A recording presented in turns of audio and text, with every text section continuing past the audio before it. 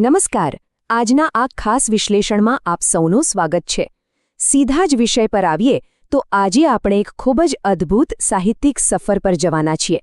આપણે વાત કરીશું અખંડ જ્યોતિ મેગેઝિનના ઓગસ્ટ 1971ના એક ઐતિહાસિક અંક વિશે. તેમાં રહેલું તત્વજ્ઞાન એટલું ગહન છે કે તે ખરેખર આપણા આત્માને જગાડવાનું કામ કરે છે. સમજો ને કે તે એક વિચાર ક્રાંતિની મશાલ છે. તો ચાલો વધુ સમય ન લેતા આ અદ્ભુત સફરની શરૂઆત કરીએ. આ ગહન વિષયને સરળતાથી સમજવા માટે આપણે તેને 5 મુખ્ય ભાગોમાં વહેંચી દીધો છે. ઉત્તમ જ્ઞાનથી શરૂ કરીને દુઃખ સુખનું રહસ્ય, કર્મ અને પુનર્જન્મ, સાધના અને અંતે એક નિર્ભય જીવન કેવી રીતે જીવવું તે આપણે જોઈશું. તો શરૂઆત કરીએ આપણા પહેલા અને સૌથી પાયાના વિભાગથી, ઉત્તમ જ્ઞાન અને જાગરણ. આ સાહિત્યની ફિલસૂફીનો પાયો એક અત્યંત શક્તિશાળી અને અફર સત્ય પર ટકેલો છે. અહીં સ્પષ્ટ કહેવાયું છે કે સત્યેન ઉદ્ભિતા ભૂમિ, એટલે કે ધરતી સત્ય પર ટકેલી છે. વિચાર કરો, આ નાનકડું વાક્ય કેટલી મોટી વાત કહી જાય છે. તે સ્પષ્ટ કરે છે કે આખા બ્રહ્માંડની વ્યવસ્થા અને આપણું અંતિમ જ્ઞાન, આ બંને સંપૂર્ણપણે આ મૂળભૂત સત્ય પર જ નિર્ભર છે.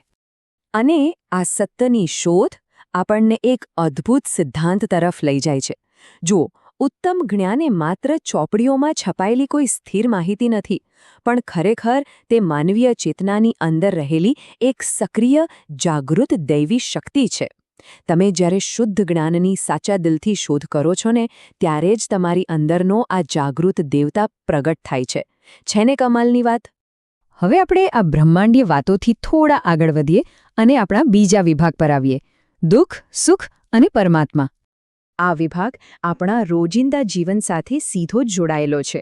આ સાહિત્ય વાસ્તવિકતા અને આધ્યાત્મિકતા વચ્ચે કેવું અદ્ભુત સંતુલન જાળવે છે તે અહીં જોઈ શકાય છે.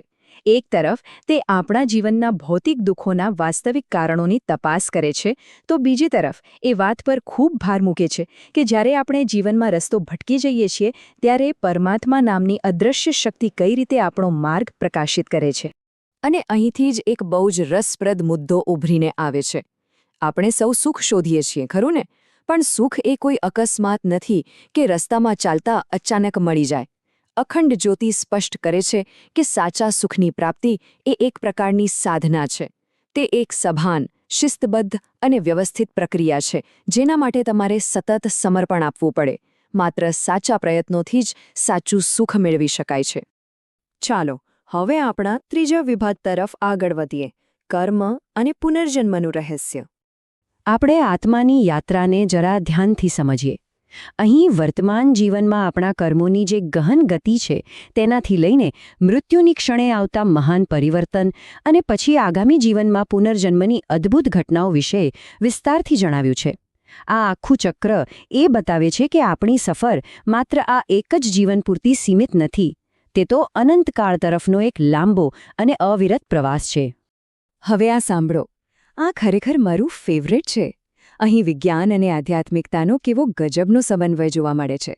અહીં જીવની શક્તિની વિદ્યુત ચુંબકમયતા એટલે કે ઇલેક્ટ્રોમેગ્નેટિઝમની વાત કરી છે. કહેવાનો અર્થ એ છે કે આપણી અંદર જે પ્રાણશક્તિ છે તે વાસ્તવમાં ઇલેક્ટ્રોમેગ્નેટિક ગુણધર્મો સાથે કામ કરે છે. 1971ના સાહિત્યમાં આવો આધુનિક અને વૈજ્ઞાનિક વિચાર ખરેખર આશ્ચર્યજનક છે ને? આટલા ગહન અને વૈશ્વિક વિચારો સમજ્યા પછી હવે આપણે જમીન પર પાછા ફરીએ. આપણા ચોથો વિભાગ છે સાધના અને સંકલ્પ શક્તિ. તમને લાગતું હશે કે આ બધી તો મોટી મોટી આધ્યાત્મિક વાતો છે, પણ એવું નથી. આ સાહિત્ય આપણને રોજિંદા જીવન માટેના બહુ જ પ્રેક્ટિકલ સાધનો આપે છે.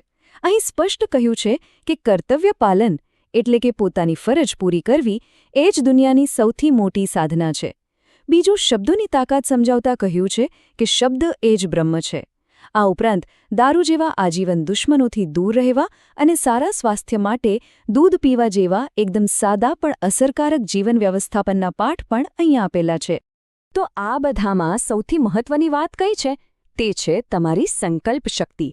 અખંડ જ્યોતિ તેને ચમત્કારોની જનની કહે છે. હા, ચમત્કારોની જનની એટલે કે ચમત્કાર કોઈ આકાશમાંથી પડતી જાદુઈ ભેટ નથી, પણ તે તમારા પોતાના મજબૂત અને અતૂટ આંતરિક સંકલ્પમાંથી જ પેદા થાય છે. જો તમારો સંકલ્પ દ્રઢ હોય તો બધું જ શક્ય છે. અને જો તમે એકાગ્રતા સાથે જપ અને ધ્યાન કરો છો તો તેના પરિણામો માત્ર મનની શાંતિ પૂરતા મર્યાદિત નથી રહેતા. આ સાધનાઓ વાસ્તવિક દુનિયામાં, આપણા આ ભૌતિક જગતમાં પણ નક્કર અને જોઈ શકાય તેવા પરિણામો લાવવાની પૂરેપૂરી તાકાત ધરાવે છે. તે તમારા આસપાસના વાતાવરણને હકારાત્મક રીતે બદલી શકે છે. આપણે અત્યાર સુધી જે કંઈ પણ ચર્ચા કરી એ બધાનો અંતિમ હેતુ શું છે? તે આપણને આપણા 5મા અને છેલ્લા વિભાગ તરફ લઈ જાય છે, નિર્ભય અને સાર્થક જીવન. આ વિચાર ખરેખર હૃદયસ્પર્શી છે. સાહિત્ય કહે છે કે પોતાની જાતને ક્યારેય તુચ્છ અને નગણ્ય ન સમજો. આ કેટલી મોટી વાત છે! આ વિચાર એક તરફ આપણો ખોટો અહંકાર તોડે છે, પણ સાથે જ આપણી અંદર કેટલી અસીમ શક્તિઓ છુપાયેલી છે તેનું ભાન પણ કરાવે છે. તે દરેક મનુષ્યના આંતરિક મૂલ્યને ઓળખીને માનવીય ગરિમાને સર્વોચ્ચ સ્થાને બેસાડે છે. અને આ જ્ઞાનનું શિખર છે આ શક્તિશાળી વાક્ય, કાયર બનીને નહીં, નિર્ભય થઈને જીવો. જો આ માત્ર કોઈ સારી સલાહ નથી હો, આ એક સ્પષ્ટ આહ્વાન છે.